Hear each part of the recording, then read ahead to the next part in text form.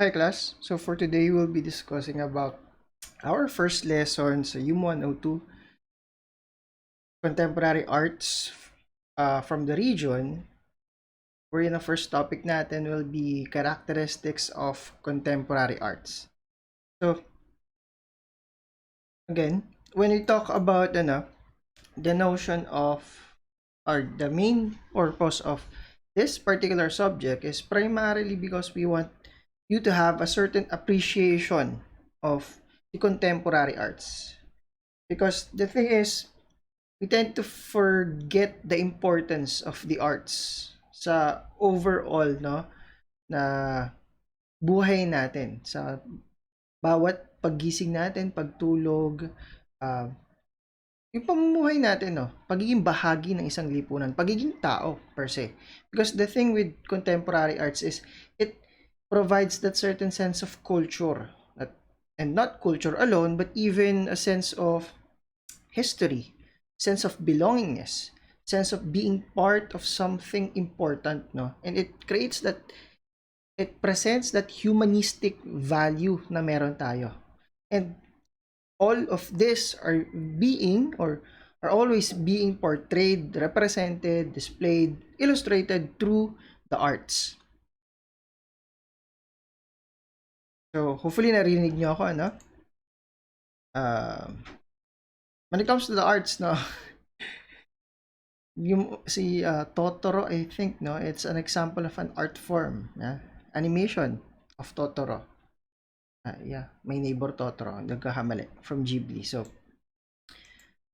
first things first, bago natin puntahan yung konsepto ng art, we need to focus on the broader disciplines that encompasses the notion of the art. So first is social science versus the humanities. Okay? Focus here is, pag sinabi nating social science, it attempts to see human beings in the mass, no, as a person, as subjects for generalization, and their behavior being a fit subject for prediction. So the focus is trying to understand generalized behavior per se in relation to some relative theories, patterns of behavior, uh, proven, no, or theoretical principles in order to comprehend how man behave, the practice of individuals in relation to certain circumstances, certain situations, habang siya ay nabubuhay, no? Habang siya ay bahagi ng isang lipunan. Then we have the humanities, which is our focus, no? Our focus. The humanities is more concerned with the individual. While yes, so social science focuses on the individual, it especially is concerned with unique creations of the individual imagination, which we call works of art. So it does not focus on what the individuals or how the individuals behave on certain situations, but how that particular spark of imaginations create those certain are being produced, no, presented through a specific form of art. So dito, ang focus ng humanities is how man, no, express him or herself. Take note, works of art, hindi lang siya laging 2D art, no, painting, sculpture, or murals, or so on and so forth. Pwede siyang under ng humanities, pwede siyang book, poetry, a poem, ganyan. And those are expressions, unique expressions or unique creations to express individual imagination. The thing with social sciences, it focuses mainly on the scientific approach, no, using scientific method, trial and error, to fully grasp the entirety of the situation. It's an application of an empirical, rational, objective methodology to present the facts, no? Excuse. Ano nga ba yung katotohanan?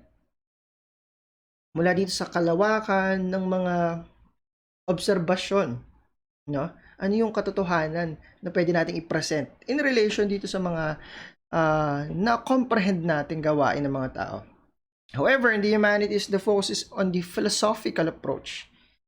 It's an application of interpretative, no, methodology to render something meaningful for others. Meaningfulness, no? Ano yung kapakahulugan ng isang bagay? Anong ibig sabihin nitong isang five uh, five line na poem na ginawa ko para sa isang kaibigan, para sa isang taong importante sa akin. Hindi tayo mag-focus mainly sa ano yung paraan kung paano niya ginawa ito, pero ano yung gustong iparating nung lathalain na yun, nung sinulat na yun, anong mga nakasulat na letra, anong gustong iparating, anong meaning, no? Kahulugan nun. Mula dun sa taong nagbigay, papunta dun sa taong pinagbigyan niya. The interpretation, meaningfulness ng mga bagay na ginagawa. Nag-draw ka ng circle, no? Ano yung pwedeng ibig sabihin ng pag-draw mo ng circle? A mere circle can have different, no, interpretations based sa kung sinong tumitingin. At lalo kung alam mo yung kasaysayan, yung buhay nung gumawa ng isang bagay na ito. Bawa ako, ganyan. While others can say na, ano, sabi natin, para sa akin, yan, hopefully kita nyo, no? Bilog yan. Kahit meron siyang certain discrepancies on what is a perfect circle is. But for me, as the one who created this, meron siyang malalim na meaning kung bakit ito yung basihan ko. Ito yung tingin kong itsura ng isang simpleng, no, circle or bilog na object. Because we're trying to focus on the interpretation, meaningfulness of what is created, at the same time, interpretation for the others who are seeing or being presented nung kung anumang creation na yun or work of art na ito. Primarily, the function of the social science is to analyze, explain, and possibly predict human behaviors, to produce, no, generalizations and knowledge, facts. But for the humanities, it's to better appreciate the meaning and purpose of the human and to reveal wisdom, no? Wisdom. The thing is, it provides us a certain sense of appreciation of who we are, and what we can be. Okay? That's not something that you can always gain when you go to the sciences, because there's a limit to how humanistic values can be portrayed or be displayed in the other fields. Pero when it comes to art, no, regardless kung hindi ka magaling, it's not about being genius when it comes to art. It's all about expression. And to express is to appreciate whatever it is that you are creating. So, to better explore and address the big questions and meet the challenges in the human condition. Take note, sa humanities pala yung pinag-uusapan natin dito, ha? Dahil, again, nakapaloob sa humanities yung konsepto ng art, primarily contemporary art.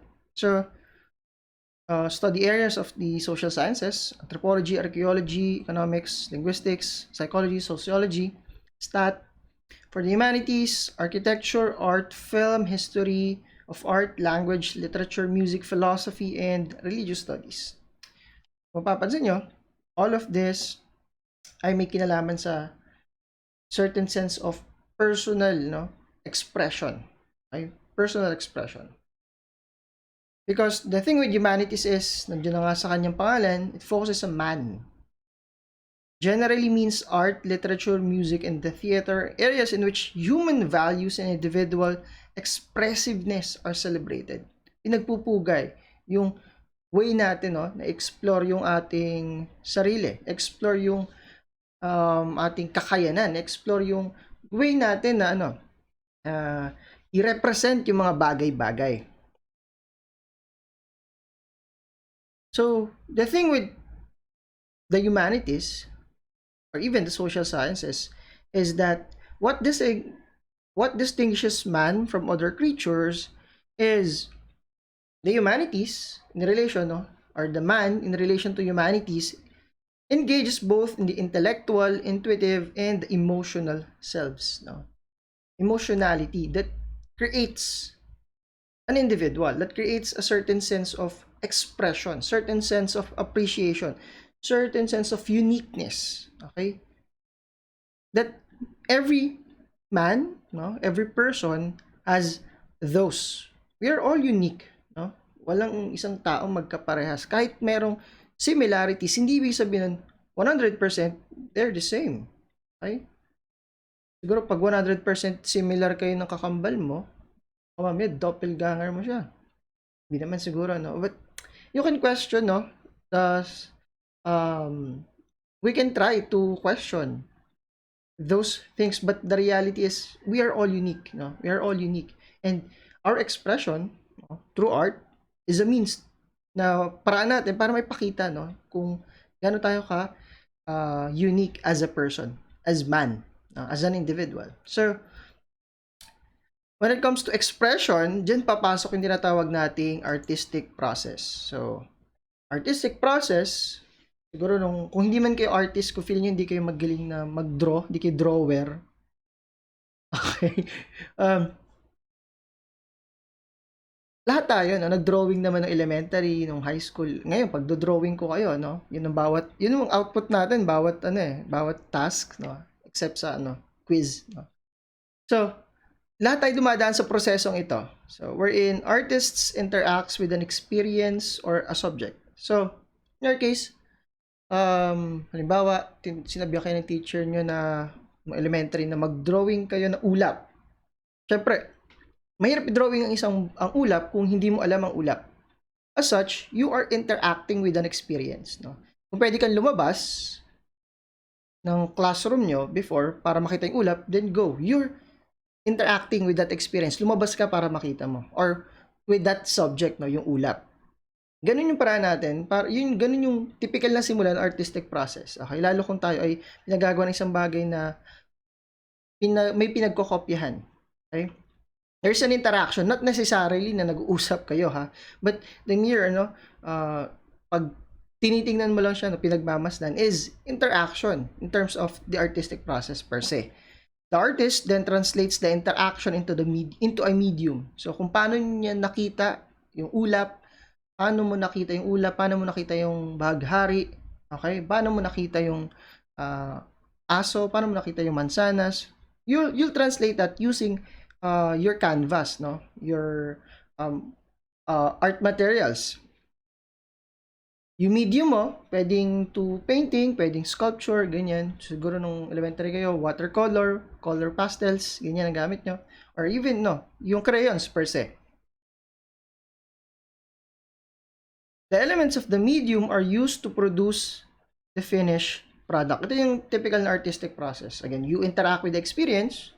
Kaya nga, again, pag pinag-drawing mo isang bata ng ulap, no? Hindi pa laging pare-pares sa itsura ng ulap. Pwedeng isang bata mag-drawing ng orange na ulap. Why? Siguro meron siyang karanasan na nagpunta sila sa, nakakita siya ng sunset. So, orange yung ulap sa tabi ng araw. Or dark na ulap kasi huli niya nakita yung ulap ng malapitan is madilim yung panahon kasi uulan. There's at those simple, differences in experience create the unique translation, and interaction nung gagawin mong work of art. So, the elements of the medium are used to produce the finished work. Yung elements of the medium is the interaction per se, the same time, painting, rather the materials that you'll be using in order to produce that finished work. Yun yung typical na artistic process. Take note, hindi nyo kailangang maging artist para magkaroon ng artistic process because it encompasses everyone. Ganun yung paraan natin para maggawa ng any form of work of art or artwork. We are delighted in the arts through our senses. No? Senses, 5 senses. At the same time, pinaprocess ng utak natin yan. Oh, bakit ganito to? Anong ibig sabihin ng larawang ito? Halimbawa, yan. Ano yan? Bakit hindi lang bilog? May kung ano-ano pang random na mga lines. Ano kayang ibig sabihin ito pag pinagmasdan ko? Ano kayang lalim ito? Okay? Because yung delightfulness is somehow apektado rin yan ng parang na kung curious ka, paano? Bakit? Ano nga bang dapat kong makita dito? Okay? Ano nga dapat kong maramdaman dito? With the knowledge of how the artistic work process works, or our enjoyment can increase in two levels. Primarily, understanding, no? And feeling. Understanding, no? Or appreciation and feeling, or the actual, having that certain sense of emotion towards that particular work of art. So we, as the artists, audience, we interact with the work of art. We experience it. Take note, yung experience ay pwede siya ulit, no? Kahit mere na pagtingin mo lang sa harapan ng isang painting. That's experience, no? That's interaction. Thus, we recreate what is presented to us. The recreation can be an actual, gumagawa ka ng sarili mong version nung nakita mong experience, nakita mong artwork, or even critic. Sasabihin mo sa kasama mong nag-check sa National Museum or na nagtutour sa National Museum na, wow, tingin ko itong spolarium ay damang-dama mo dito yung lahat ng pinagdaanan ng mga kapwa nating Pilipino nung panahon ng mga Espanyol. That's how you recreate, no? What is being presented in front of you. That's how you interact. At the same time, recreate the experience. Yun yung typical na ginagawa ng mga natin as audiences of work of art. Okay? So, going back to the idea of differentiating humanities naman, the arts and humanities go hand in hand. Art illustrates the humanities while humanities translate and interpret the illustration. It's through art, no? Doon nagkakaroon ng actual na output, while humanities or the disciplines within it tries to express, no? Tries to interpret, intindihin, bigyan ng pakahulugan kung ano nga ba yung naisip parating ng isang larawan, ng isang skulptura, isang pelikula, isang kanta. The arts and the humanities are complementary practices that exist in a shared space and do the work of making sense. Bigyan natin ng halaga, bigyan natin ng lalim, bigyan natin ng kulay, yung mga karanasan, yung ating buhay. So when it comes to the art, what is art? It's derived from the Latin word ars, no? Meaning ability or skill. So art is about an ability, certain ability or certain skill from yung original na Latin word niya. But nowadays, art primarily focuses on the overall artistic process. Okay? It functions as the social for influencing other people. So art functions as means to influence people, personal, in a way that it's meant to express, no? Communicate, and even provide relaxation. Nakaka-relax yung pagtingin sa mga works of art, no? Or art itself, even, kaya meron tayong tinatawag na art therapy, no? Art therapy, sorry. Ginagamit yung pagpipaint para ma-relieve yung mga certain mental problems or certain anxieties or certain stressors sa buhay natin. It can also be art as physical in a way that arts is related to the tools, containers, or shelter that's being created or used to create any form of art. The nature of the art is that it is an experience. It tells of physical, emotional, intellectual, and spiritual experiences. Art is man-made. It is the imitation of nature. Ibig sabihin, art is basically created by man. Okay?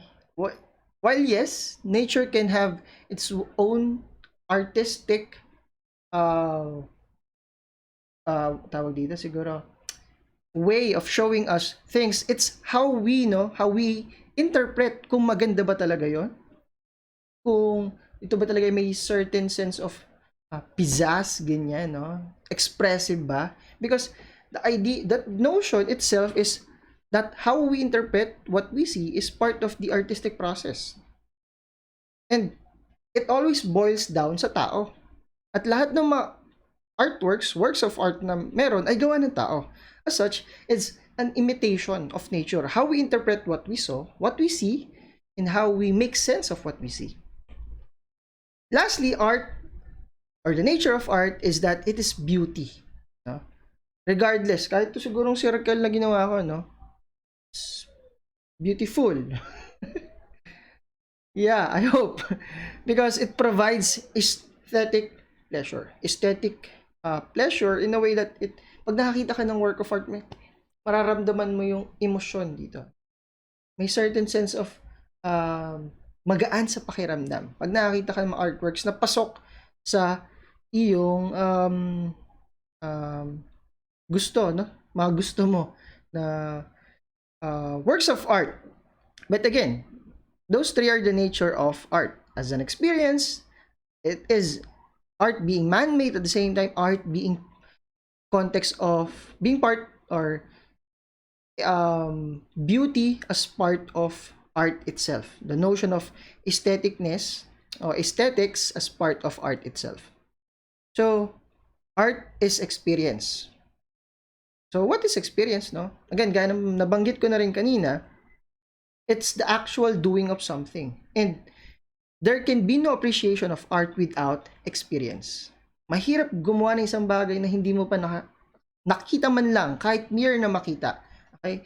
Kahit, unless ikaw talaga ay henyo, no? Na kaya mong gawin isang bagay without even actually having an interaction with it, which is, ito talaga yung matuturing nating henyo.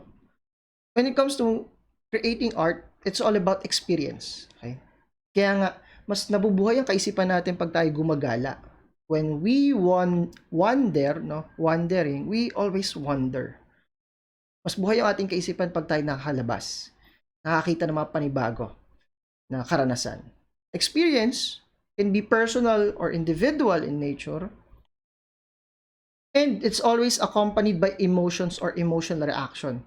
After 5, 6, 7, 8 months nakalabas ka ng bahay nyo, parang ang daming nagbago sa paligid mo. Meron kang emotional reaction nun. That's an experience. No? That's personal. Walang pwedeng makakuha sa inyo yan. Walang pwedeng mag-question ng karanasan mo dahil sa'yo yan galing. And when it comes to creating art, kung paano yung emosyon na yon, doon sa karanasan na yon, paano mo ano yung naramdaman mo, that can be used as a means para ma-portray yung isang work of art. So, components of art includes the work and the artist itself. Art is not nature. Again, it's not necessarily realistic, no? Because it is always an individual artist's way of seeing something, portraying something. Personal perceptions and feelings always come into play. Okay? At sabihin natin, puno lang naman yan. Sa mata ng artist, is not just as simple as that. Meron siyang personal, emotional connection with this. Kaya not necessarily hindi totoong art, no? But it tries to sway on the notion of realism. Isang part lang ng art yung realism. Okay?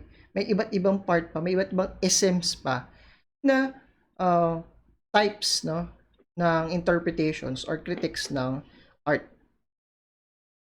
So, as part din ng overview ng arts, the scope of arts includes its purpose, at the same time, the media and forms being utilized. So, for the purpose, focuses on the content. For the forms and media is the form itself being used. So, according to purpose, practical arts, art can be practical arts, so directed to produce artifacts, utensils for satisfaction of human needs. Liberal arts, directed towards intellectual growth. Fine arts, focus on creative activity for the contemplation of the mind and uplift the spirit. Major arts, so architecture, painting, literature, music, dance, and which involves actual and potential expressiveness. And the minor arts, decorative arts, popular arts, graphic arts, plastic arts, and industrial arts. So, purpose. Ano yung purpose ng paggagawa mo ng artwork, no? Kung ito ay para sa intellectual growth, para mas mapalalim pa yung pagtingin mo or pagtingin mo sa buhay, you're in the liberal arts, no? In terms of media or form, so ano yung ginamit mong material, ano yung paraan mo ng paggawa ng art, can be plastic arts, developed through space or perceived by the sense of sight, no? Plastic, not necessarily plastic, no? Nagawa sa plastic, but can be any form of solid artworks. Kinetic arts shows element or rhythm. Phonetic arts, sounds or words as medium of expression. Pure arts take only medium of expression like sound in music and color in painting. Mixed arts take more than one medium such as the opera which combines music, poetry, and drama. Pure arts, pasok dyan yung ano, it focuses only on a single medium. Kasi pag sabi nating medium, pwedeng ano lang siya, the canvas itself, pwedeng colors lang siya. Sa mixed arts, pasok yung paggamit, no, paghahalo-halo ng iba't ibang medium. So,